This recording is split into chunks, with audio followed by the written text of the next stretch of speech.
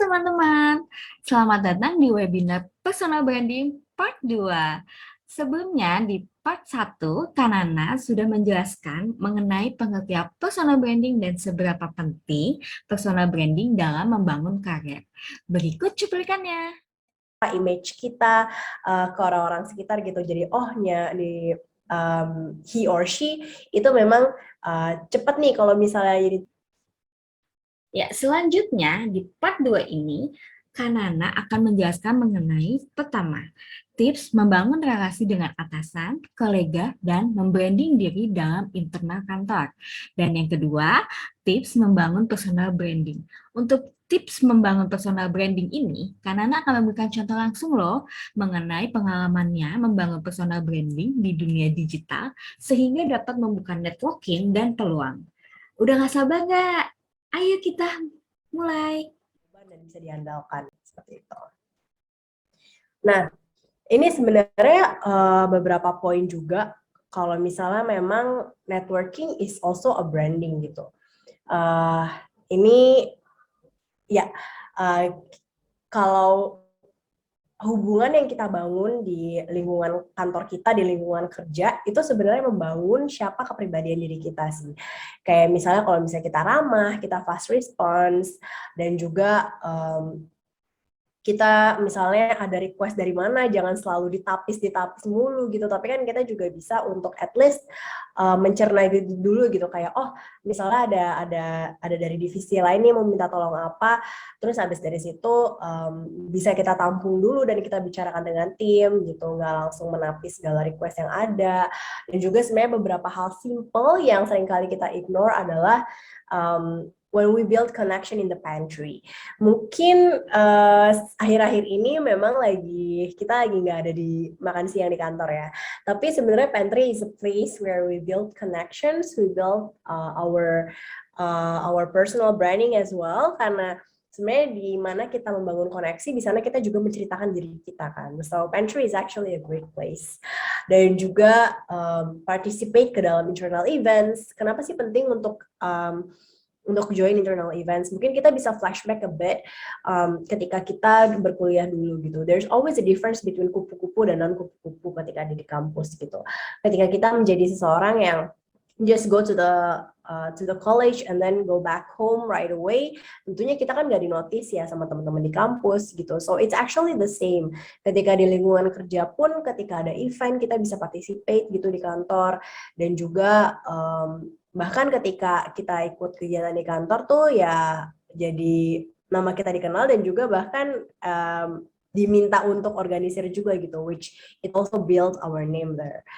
Oke. Dan sebenarnya nggak ada salahnya banget sih untuk connected with them on social media, dan juga belajar untuk speak up gitu.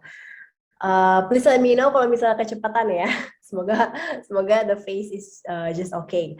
Dan sebenarnya ada beberapa tips juga sih untuk personal branding. Aku di sini lebih kepada study case aja ya, share kepada teman-teman gitu. Nah, sebenarnya the first tip for the personal branding itu adalah untuk define siapa sih diri kita gitu. This is the first step. Karena balik lagi tadi, kan pertanyaannya ya, if we want to build a brand which is ourselves, we need to define siapa sih diri kita gitu, backgroundnya tuh apa, passionnya kita tuh apa, interestnya ataupun kesukaan, dan what do you want to do gitu. Di sini mungkin kita spesifik aja langsung ke lingkungan kerja ya, karena kan ini to boost our career gitu. Nah, makanya penting banget untuk secara terus-menerus ketika kita perkenalan, itu kita perlu memperkenalkan latar belakang kita tuh dari mana sih. Misalnya kayak, dulu berkuliah di mana, misalnya berkuliah di mana, ambil jurusan apa. Even though not related to your job right now, but it's always important to mention it, your background. Karena sebenarnya pasti there's always a story behind your background. Misalnya kayak, kebetulan aja aku bekerja di di ranah yang memang dulu aku berkuliah gitu, jadi nyambung. Tapi sebenarnya ya, kalau misalnya buat teman-teman aku yang di lingkungan kerja yang memang misalnya bekerja di marketing, tapi dulunya misalnya ambil berkuliah di teknik gitu, itu bahkan menurut aku I'm very amazed gitu with the background. Jadi sebenarnya itu bisa juga menjadi sebuah branding kayak I work in marketing, but waktu berkuliah aku nggak sama gitu bidangnya, but that's how I can keep up with the work gitu. Itu adalah sebuah nilai plus juga sih sebenarnya untuk bisa dijadikan cerita ataupun bisa dijadikan branding. Latar belakang itu yang pertama. Dan juga passion. Passion ini sebenarnya cukup how to say ya. Kayak misalnya ketika kita passionate about our work ataupun misalnya yang masih berhubungan atau enggak, but we can always say that we are passionate on doing our work gitu. Dan misalnya ya kayak aku sekarang di marketing gitu contohnya, tapi I'm always passionate about CSR, giving back to the society, dan itu adalah satu nilai yang selalu aku bawa secara terus-menerus, even though itu nggak related ya, tapi selalu dikaitkan di saat kerja karena that's how we build the topics gitu dengan teman-teman di kantor, dan juga biar semakin nyambung gitu, kayak gue punya loh hal lain yang menarik selain dari apa yang gue kerjain sekarang gitu. Dan juga interest and likes itu sebenarnya kurang lebih sama dengan passion, but of course kita nggak terus menerus misalnya ngebahas tentang kerja, tapi kayak misalnya ketika misalnya suka nonton animasi dan sebagainya, itu sebenarnya adalah sesuatu yang kayak being a human is having interest and likes.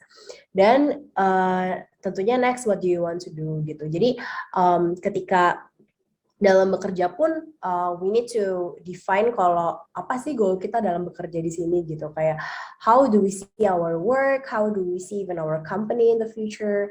That's one of the branding parts yang memang bisa kita siapin gitu dari sekarang, karena that's the fundamental to define who we are.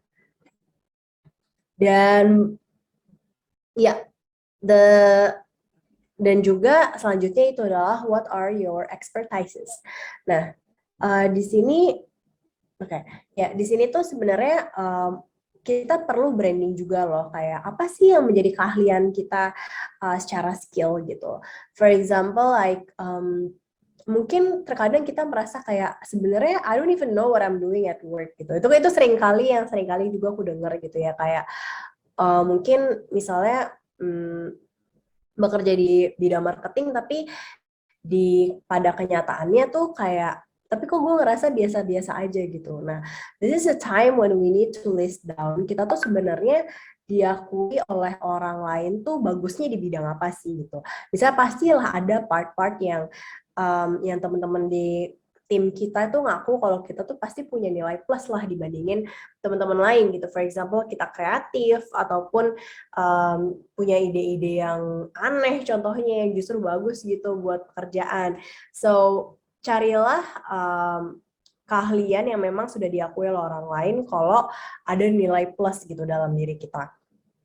Dan juga nextnya itu confident and comfort zone gitu. Ketika kita menyebutkan, oke, gue bisa nih expert dalam bidang dalam skill ini, tapi itu karena gue nyaman. So that's sebenarnya salah satu hal juga yang perlu kita tahu, salah satu expertise kita, dan juga udah dilakuin dalam jangka waktu lama sehingga jauh lebih pede, dan juga kita tuh tertrigger gitu loh untuk menceritakannya dari waktu ke waktu.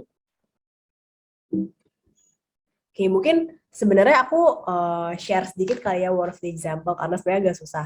Jadi tuh kalau untuk nge-define expertise, kalau misalnya dari diri aku, misalnya aku memang handle marketing campaign gitu, dan salah satu expertise aku adalah selain daripada aku punya ide, tapi aku juga tahu secara technical side-nya tuh kayak gimana gitu. Aku juga menguasai performance marketing, dan juga aku juga menguasai di pembuatan website dan sebagainya gitu.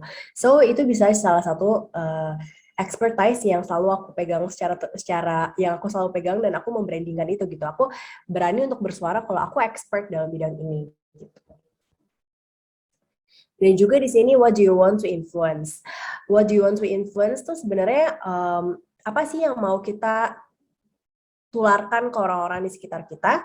Kalau misalnya nilai-nilai yang jadi kayak what we believe we want to influence to other people.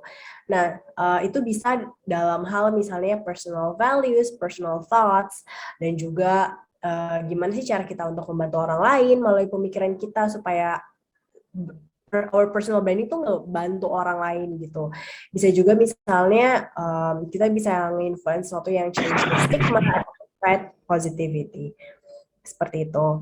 Nah, kalau dari diri aku sendiri sih sebenarnya apa sih yang mau aku influence to other people? Kalau misalnya dalam dunia kerja ya, aku tuh salah satu hal yang memang mau aku terus tanamkan itu adalah kayak kita kerja nggak cuma kerja gitu, tapi how we can inspire other people gitu dengan misalnya jadi pembicara, kontribusi ke media dan bahkan ngisi-ngisi webinar itu adalah salah satu sebenarnya hal yang aku pengen influence juga di tempat kerja kalau misalnya ya we're not here only for work gitu tapi to spread positivity to others juga. Oke, dan the next part itu adalah setelah kita define who we are, we need to pick the channel di mana kita membangun personal branding. Gitu. Mungkin dari tadi aku udah share untuk gimana cara membangun personal branding secara offline gitu, gimana kita berinteraksi dengan teman-teman kita di tempat kerja. Tapi sebenarnya there's also a way. Ini from my point of view ya, like we need to build digital traces. Kenapa sih digital traces itu penting gitu? Karena sebenarnya kita nggak mau kan kerja di satu tempat yang sama secara terus-menerus gitu. Kayak maybe after 3 years we want to build another career in another company, ataupun mungkin kita ingin mendapatkan promosi baru gitu. So we really need to escalate our life into digital traces. Nah, ada banyak orang-orang tuh yang memilih untuk escalating career itu bisa dalam YouTube, dalam social media lain, ataupun dalam LinkedIn. But one thing that we need to start itu dengan basicnya ya, kan menurut aku ini win-win solution banget sih ketika kita punya membangun LinkedIn, di mana itu secara automatically segala usaha yang kita lakukan per hari itu direcognize oleh headhunters. And yeah, I think that should be the goal ya. So digital traces di sini yang mau aku jelasin itu adalah on how we build the personal branding on LinkedIn. It's balik lagi ya, offline itu pasti hanya teman-teman di kantor kita yang tahu gitu. But we want to build the image out there dengan orang-orang yang bahkan belum kenal kita supaya kita direcognize dan direkrut untuk kesempatan yang lebih baik. Nah, for LinkedIn, honestly aku udah started LinkedIn itu dari aku kuliah.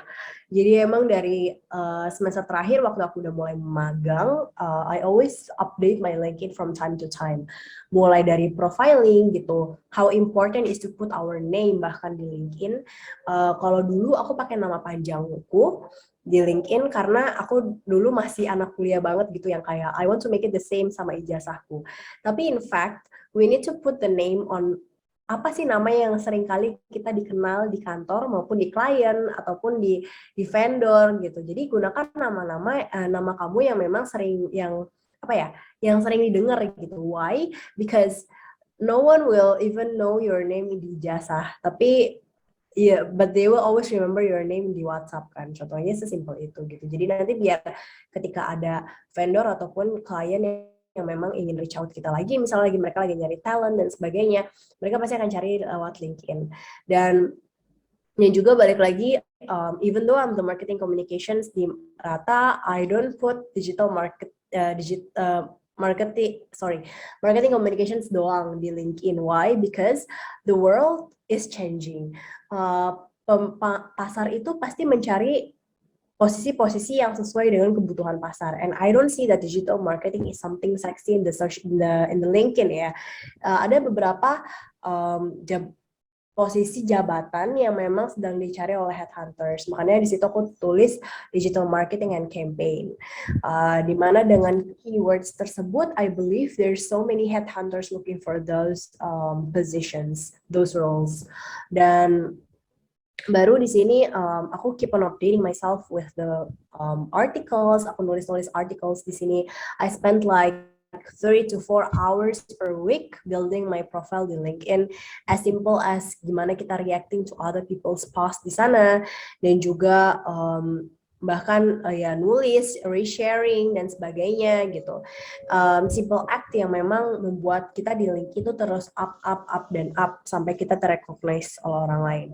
Dan juga bahkan selain menulis, aku juga selalu resharing ada lowongan apa sih yang bukan untuk rata. Kenapa? Karena that's how we attract the audience untuk terus nge-reshare postingan kita dan membuat nama kita lebih terkenal lagi di LinkedIn. Oke, dan nextnya itu aku juga constantly, kan tadi aku udah sebut ya kalau networking is a part of branding. Jadi sebenarnya I constantly added C-level dari berbagai perusahaan yang as simple as aku kagumi gitu. Aku kagumi mereka, aku connect sama mereka gitu dan menyapa mereka juga di chat.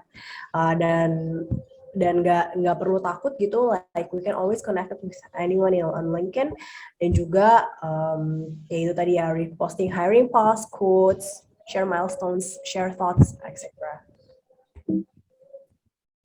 Oke, dan beberapa features juga dalam LinkedIn yang sering kali kita lupakan tuh misalnya dari volunteering, skills, recommendations, keep on adding itu from time to time because those points are important. Dan kebetulan karena aku ngajar juga di Revoyu sebagai sebagai content marketing lecturer, jadi aku sering banget ngobrol sama fresh grad dan juga teman-teman yang lagi shifting career. Mereka tuh sering banget ngeluh kayak, karena kan tugasnya di content marketing adalah reach out media gitu. Jadi mereka tuh sering kali mengeluhkan kayak, kok aku nggak pernah dibales ya sama media gitu di LinkedIn gitu. Tapi ya, going ya apa ya? Mbak Nana tadi kayak ada yang unmute nih dari peserta. Oh oke, it's okay. Aku lanjut ya. Nah jadi sebenarnya dari fresh grad itu kayak aku kan belum jadi PR gitu, gimana caranya aku bisa dapat balasan dari media padahal aku belum punya profiling apa-apa. Nah saran yang sering banget aku kasih adalah it's never too late to build our profile on LinkedIn. Bahkan statusnya apapun kita saat ini, baik itu memiliki pekerjaan ataupun tidak memiliki pekerjaan, but we can always put our status there. Itu kayak misalnya content marketing enthusiast ataupun marketing enthusiast gitu. Enthusiast itu merupakan title yang sebenarnya cukup menjanjikan ya, because at least we have something that we are interested and we are passionate and we want to build our career towards those. Dan juga lulusan dari mana itu juga bisa banget ditaruh jadi jabatan di profile LinkedIn gitu. So, ini sebenarnya beberapa tips yang bisa banget kita gunakan untuk personal branding di LinkedIn. Oke, dan next-nya, gimana kalau misalnya kita udah punya kerjaan dan gimana untuk build digital traces there, even though kita udah bekerja dan terlepas dari LinkedIn gitu. Karena menurutku, Halo, Nak. LinkedIn itu nggak cukup. Justru kita perlu untuk nge-spread. Jadi tuh kayak LinkedIn itu adalah channel untuk kita nge-create buzz, tapi tetap untuk diri kita sendiri tuh butuh bikin publication sendiri. Makanya media relations untuk building our branding itu sebenarnya penting banget gitu untuk kita jadi contributor di media gitu. Nggak harus punya latar belakang PR, nggak harus jadi seseorang yang emang selalu pede tampil, tapi sebenarnya banyak hal yang bisa kita kasih gitu ke media untuk nama kita tuh tetap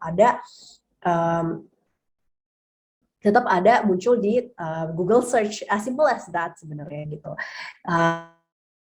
Aku beberapa kali tuh contribute ke media, baik itu waktu itu aku di Malaysia, aku live report ke Kompas dan juga TVRI. Kalau ditanya gimana sih bisa muncul di media, pasti kuncinya adalah reach out mereka.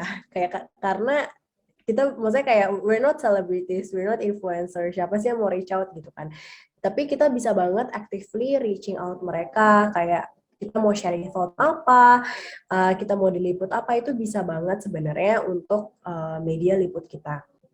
Dan juga kalau misalnya emang nggak suka untuk streaming, bisa banget nulis secara tulisan gitu. Aku sering banget kontribusi ke media dua diantaranya yang I'm very proud of itu bisa aku waktu itu nulis di Jakarta Post tentang mental health dan juga di Magdalene. Itu ada beberapa artikel sebenarnya di Magdalene kalau teman-teman suka baca Magdalene. So sebenarnya